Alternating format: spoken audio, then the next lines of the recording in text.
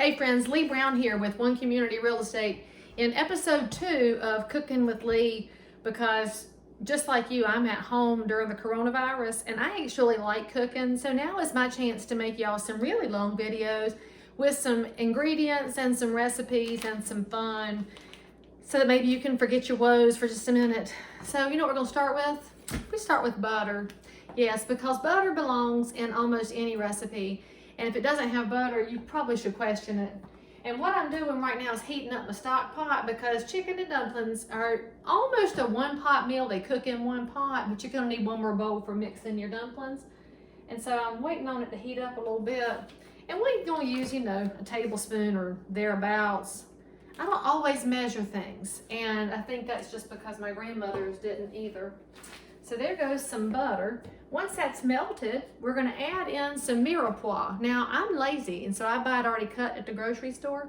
If you did not know, mirepoix is a combination of carrots, onions, and celery. So if you're cheaper than I am, and I'm pretty cheap, but not all the time, then what you could do is buy your carrots, onions, and celery and cut it up yourself. But I'm not good at chopping. I did not take that class in cooking, and it was not taught to me by my grandmothers. So what I have is what you see. I would probably not be a very good television cook because I'm obviously not planning everything perfectly. So now I'm gonna let my butter melt, and I'm fixing to put my mirepoix in there. Now, full disclosure, I have washed my hands about 47 times already, and I already took my rings off because you don't want to get flour in them. And I cleansed my countertops extra good, because that's another reason realtors will tell you that's why you want quartz countertops, because they are non-porous. And I know some of y'all like your granite, but y'all, granite, you got to seal all the time because that is a natural surface and it is porous. And if you like to cook on your countertops, you can make a hot mess out of your granite. And some of y'all let raw chicken lay around, which you probably shouldn't do that anyway. We're not messing with raw chicken tonight. I should tell y'all, as you're putting your shopping list together and you wrote down your butter and your mirepoix, you should know that because I'm lazy, I also buy the roasted chicken at the harristeeter, and I pull the chicken off the bone. And that's about the extent of the work that I do. Now, if you want to get a whole chicken and cook it down, then you're gonna find out that it's actually cheaper to buy a roasted one. I don't understand grocery store math all the time. I don't know why it happens, but anyway, we're about to get our butter melted good here. I'm at a medium heat. I don't go medium high right now because it's not time for it to boil. Now, when it's ready for it to boil, I'll cut the heat up. It's not ready yet, but my butter's about melted. If you're a new cook, you should know that if you let your butter go too long, it will burn, and it will be a beautiful shade of brown, but that is not the flavor we are looking for. So let me get my wooden spoon, because like any good old person, I like to cook with a wooden spoon. Lots of things you can do with a wooden spoon, but we're not going to get into that right now. So let me let the mirepoix cook down. And what's going to go in there after that is fully translucent. You always kind of go by your onions. I'm going to put in a quart of chicken broth.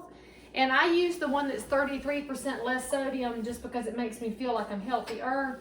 And I got a quart of water. Now, the recipe calls for 2 quarts of water, but I have discovered that using the chicken broth adds a lot of flavor. And I'm all about flavor, which is, of course, why I cook with butter. And so that's your first steps, all right? So y'all good so far? Good. Have you a sip of something? In the immortal words of Bill Gallagher, I always use my great-grandmother's good glasses for cooking because it makes me feel special. So now we're going to work on our dumplings. So you need all-purpose flour. I only use white lily. And if you are a Yankee, I feel sorry for you if you do not understand that white lily is legit the best flour ever invented. It's why Southerners know how to make good biscuits, and it's why we make the better chicken and dumplings. We've got the good flour. So there's 2 cups of flour going in this. And when you're measuring for dumplings, you don't have to be like crazy precise, because this is not a precision French baking event.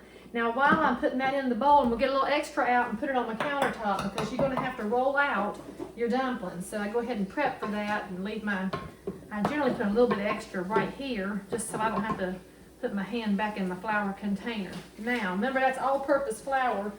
Then we're going to put in a half a teaspoon of baking soda, not baking powder, people, baking soda.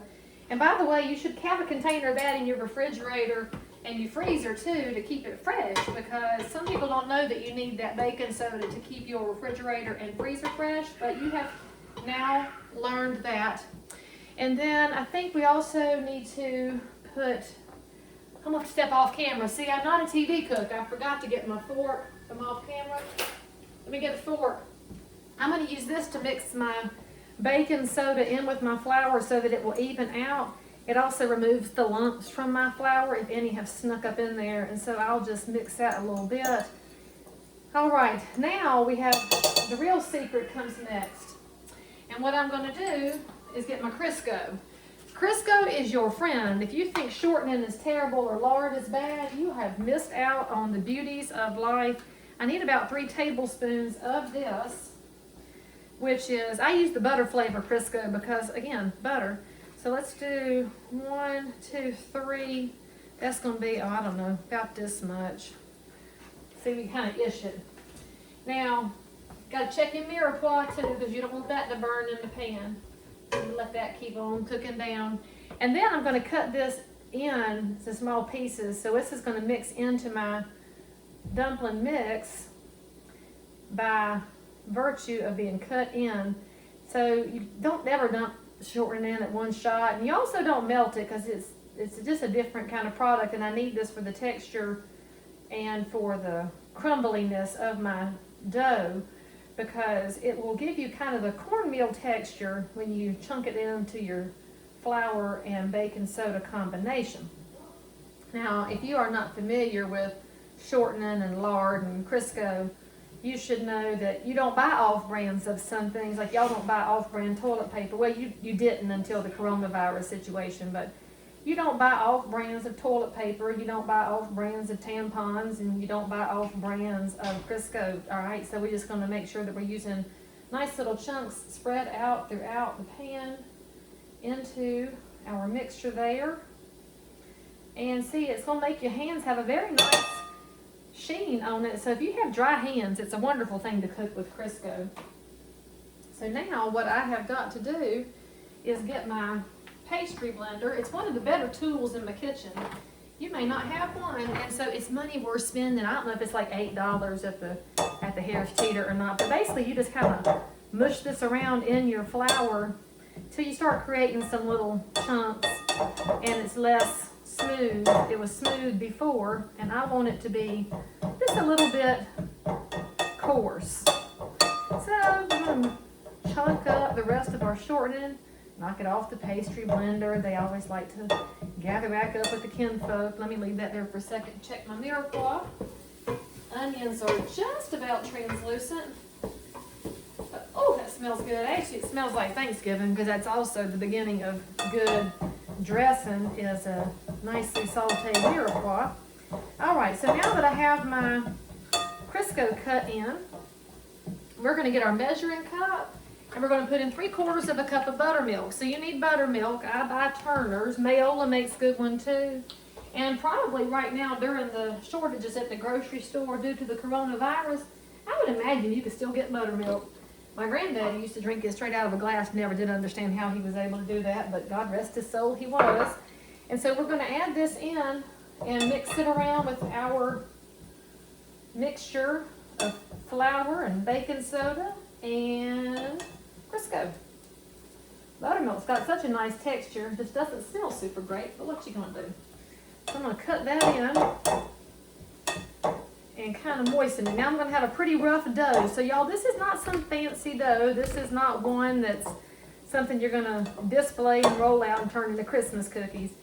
But you want it to stick together enough that you can actually roll it out. So let me check my mirepoix. Oh, we are translucent. So now we'll stir in my quart of water. Such a satisfying sound every time something hits a hot surface in a stock pot. And I'm gonna throw in a quart of chicken broth. I'm using Swanson, frankly, because it was on sale this week. And sometimes I have bought store-branded chicken broth. I'm not super particular, but I do check the ingredient list. Be careful if you're buying some off-brand stuff. Y'all know they like to throw preservatives and they like to throw sugar into everything. But we're good with Swanson, so I'll put that over here. That goes in my recycle bin because I'll rinse that out into recycle. I'm gonna stir that up good. I'm gonna keep working on my dough over here. So now I guess I could move the camera where y'all could see my dough over here. Look, there we go. All right now. So you see it's a little bit moist. It's ready to be turned out. So, we talk about turning things out. Some of y'all should turn some of the friends out of your life that are causing you so much trouble and dismay. There's some ugly people in the world, and I don't know why somebody didn't turn them out at some point and let them go straighten things for themselves, but I guess we're just gonna love on them instead. In fact, if you fed everybody in your life chicken and dumplings, they'd probably be nicer people, I'm just gonna say, but you'd also have a house full every day, and for me being a natural introvert, I don't think I could have a house full of people every day. But it's not so bad eating supper with my family every night, so I'll be glad when things are back to normal, but I'm sure enjoying the gifts of the stay-at-home time frame. Now, this is the fun part of making your dumplings. The fun part is your hands get dirty. So we're gonna mush around in here and take this ball and turn it out on our countertop where we had a pile of flour, because what's gonna happen is your dough is gonna absorb some of that extra flour on the countertop and it won't be quite so sticky. But you want it to be some sticky, because too dry is gonna be the nastiest dumplings you've ever had. And we don't want nasty dumplings.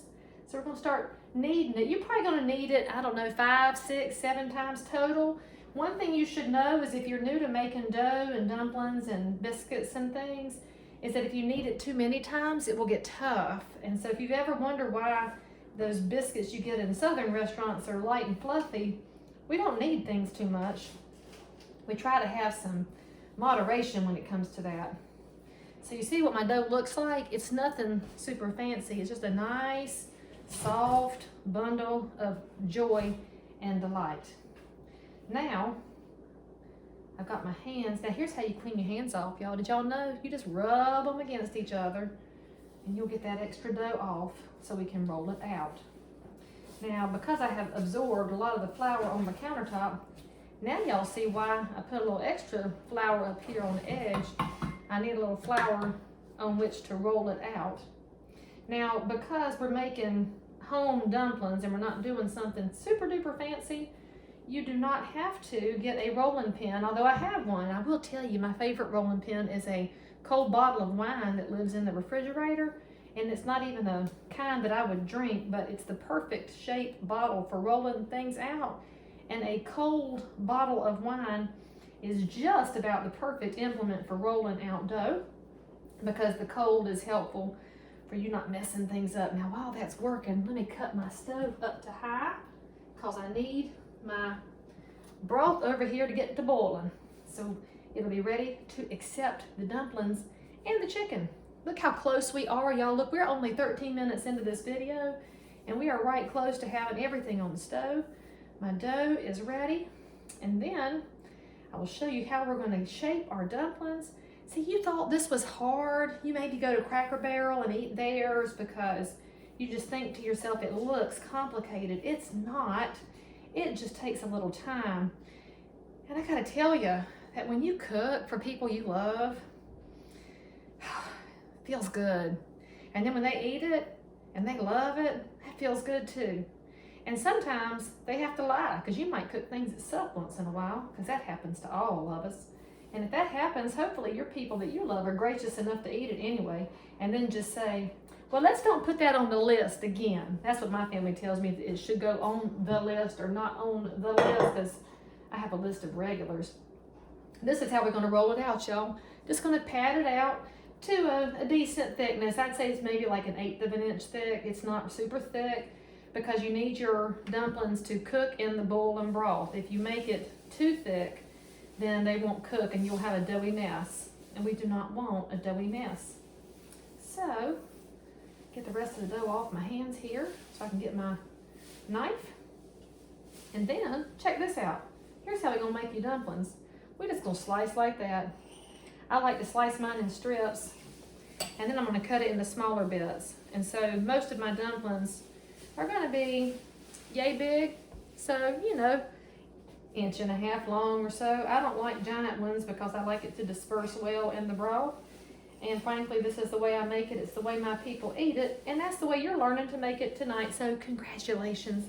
You have learned the Leigh Brown way to do it, which is also the Myrtle Thomas way to make it. Sue Christenberry did not make dumplings, was not her jam. But Lord, that woman could make vegetable soup. And none of us got the recipe before she passed. And so I will tell you, if you have an old relative that you like and they're good at cooking, you had ought to take a video camera over there and get a video of them cooking, because they don't always write things down. And if they do, it's a pinch of this and a little bit of that. They cook a little bit like I do, where you're almost just making it up as you go.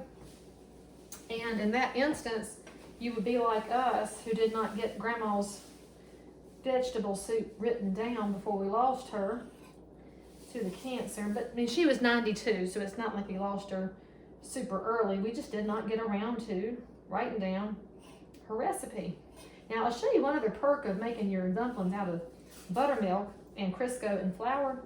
If you like raw dough, this is safe to eat. I like raw dough. I don't know why, but I do. So we've got all of our dumplings sliced up, ready to roll. Well, not ready to roll, we already rolled it, but ready to go in the broth as soon as she's boiling. I might should have started boiling a little bit sooner, but hey, what you gonna do? I was distracted by talking to y'all. So what we're gonna do, I'm gonna put the dumplings in the broth